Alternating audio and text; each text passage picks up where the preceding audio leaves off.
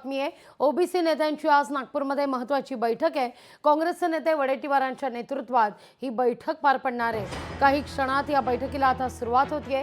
विविध संघटनांचे पदाधिकारी या बैठकीकरता उपस्थित असतील।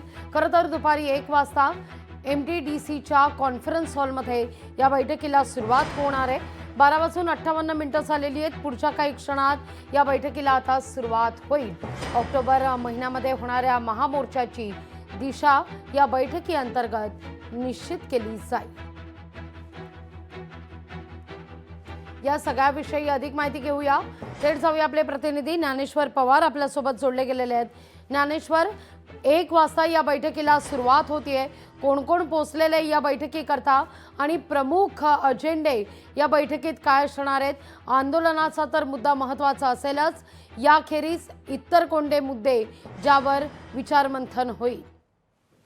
अगदीच राज्यभरातून ओबीसी समाजात जे काही सामाजिक संघटनेचे पदाधिकारी असतील, त्याचबरोबर विदर्भातील जे ओबीसी नेते आहेत ते या ठिकाणी दाखल झाले आहेत। थोड्याच वेळामध्ये विजय वडेट्टीवार जे काँग्रेसचे नेते आहेत ते देखील या ठिकाणी आता दाखल होतील। मात्र एकूणच या बैठकीचे स्वरूप जे आहे ते ओबीसी समाजाला अनुषंगाने असणार आहे। यामध्ये कोणत्याही पक्षाचे जोडे या ठिकाणी घालून कोणतेही नेते किंवा पदाधिकारी या ठिकाणी येणार नाही, हे अगोदरच स्पष्ट करण्यात आले आहे। मनोज जरांगे पाटील यांच्या आंदोलनानंतर ज्या पद्धतीने मराठा समाजाला कुणबी प्रमाणपत्र देण्याचा GR महाराष्ट्र शासनाने काढलेला आहे, त्यानंतर ओबीसी समाजामध्ये जे आहे ते संभ्रम निर्माण झालेला आहे आणि एकूणच या संदर्भात आजच्या बैठकीमध्ये एकूणच मंथन केलं जाणार आहे। कारण की पुढील आता आंदोलनाची दिशा कशी ठरवायची या संदर्भात देखील यामध्ये मंथन जे आहे ते केलं जाणार आहे। सोबतच कायदेशीर लढाई कशी लढायची याबद्दल देखील या बैठकीमध्ये एकूणच चर्चा केली जाणार आहे। यामध्ये ओबीसी समाजाच्या ज्या काही महत्त्वाच्या संघटना असतील त्यांचे पदाधिकारी त्यांना या बैठकीमध्ये निमंत्रित करण्यात आले, त्याचबरोबर ओबीसीचे जे नेते असतील त्यांना यामध्ये निमंत्रित करण्यात आले। सकाळी विजय वडेट्टीवार यांनी स्पष्ट सांगितले महत्त्वाचे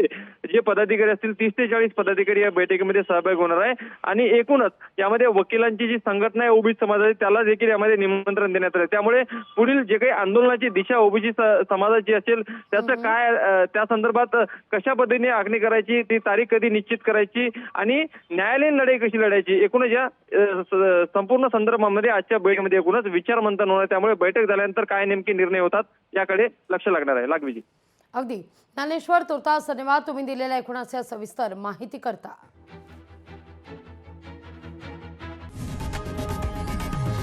लोकशाही मराठी ऐका, पहा, जागरूक रहा।